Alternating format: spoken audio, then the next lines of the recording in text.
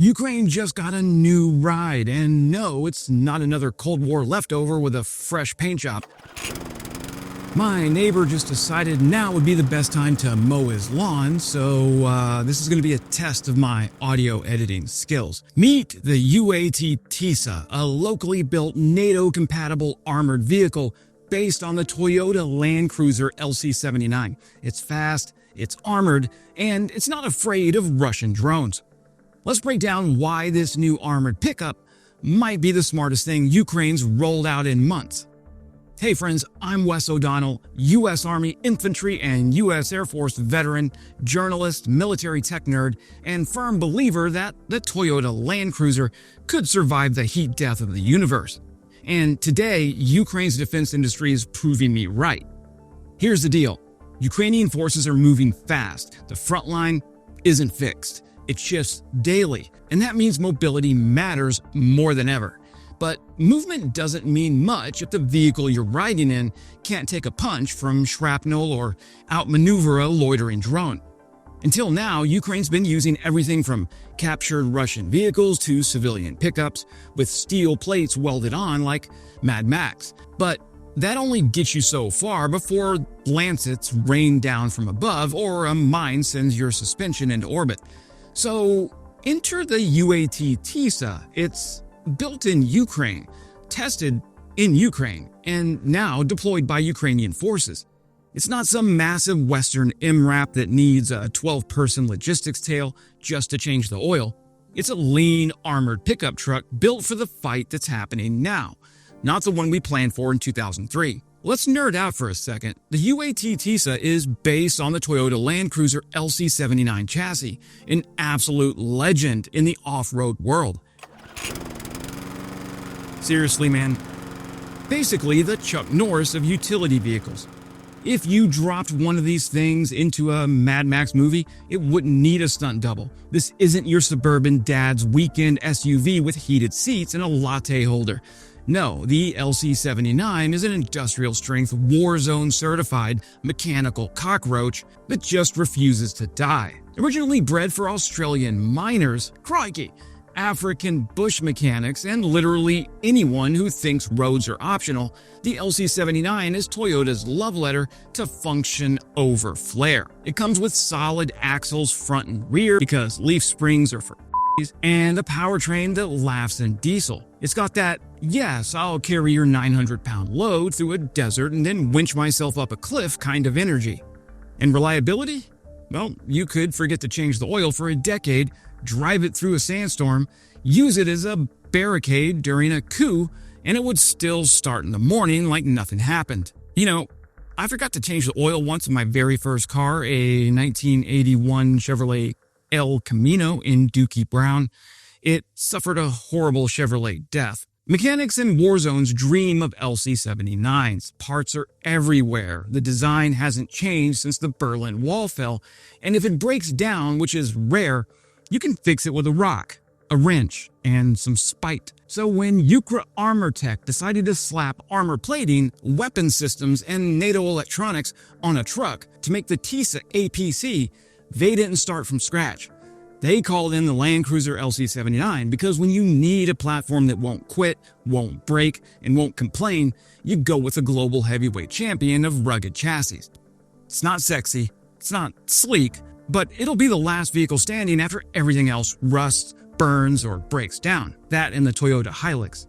Those are the only two vehicles that will survive our upcoming nuclear war. Ukra Armor Tech took this chassis and went full battlefield mode. They reinforced the suspension, upgraded the running gear, and mounted a fully enclosed armored capsule that meets Level 1 NATO STANAG 4569 protection standards. Translation? It'll stop 7.62 rounds and shell fragments, exactly the kind of thing flying around in drone-saturated combat zones. The capsule fits 4 soldiers, a 2-person crew plus 2 passengers. Doors open in opposite directions, kind of like a Rolls-Royce if Rolls built war wagons, to give the troops cover as they dismount under fire. On top, a rotating machine gun mount with a shield for the gunner. Inside, satellite nav, VHF comms, night vision systems with heads-up displays for the driver, blackout lights, and enough mounting options for jammers, sensors, or EW gear that you'd think it came with a Lego instruction manual. Specs-wise, the UAT-TISA brings some serious muscle to the battlefield. It weighs in at 5.5 tons. Not too light, not too heavy, just right for taking hits without getting stuck in the mud. It tops out at 130 kilometers per hour, which means it can absolutely book it when the situation calls for a tactical note. The range is an impressive 1,000 kilometers, so you're not topping off the tank every 20 clicks. It can ford water up to about 0.7 meters deep, which is about ankle height if you're a T90. And thanks to a climb capability of 30 degrees, it handles hills like a mountain goat on rippets.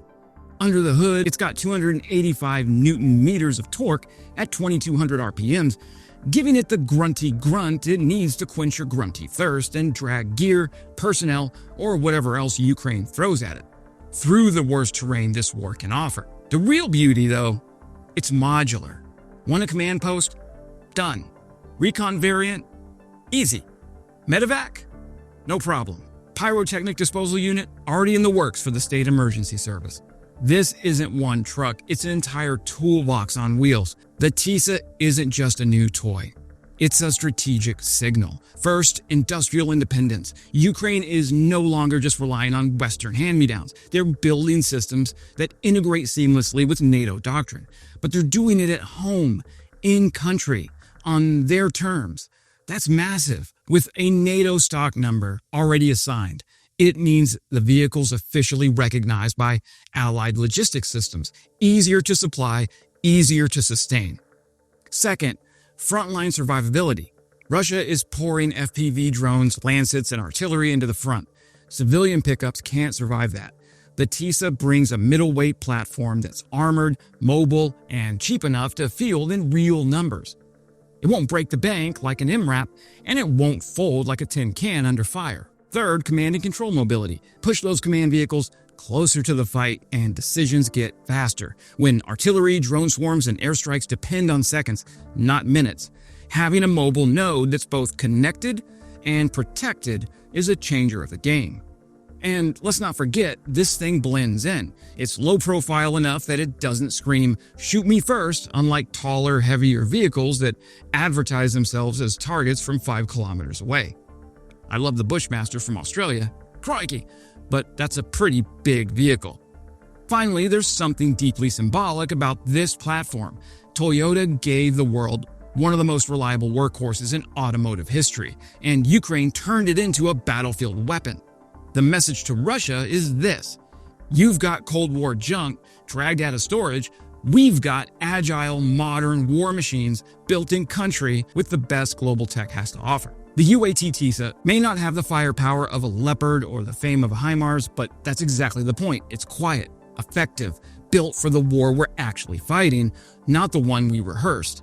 So the next time you see footage of Ukrainian troops racing through contested ground, chances are they're not riding in a steel death trap from the 1980s, they might just be riding in a Tissa, built in Kyiv, rolling on Land Cruiser bones, and carrying a future where mobility, survivability, and domestic innovation win wars. That's it for today, friends. Subscribing is the best way to support this channel and prevents me from taking the job narrating Russian tank dashcam footage for propaganda TikToks. And as always, glory to Ukraine, glory to the heroes. Crimea is Ukraine.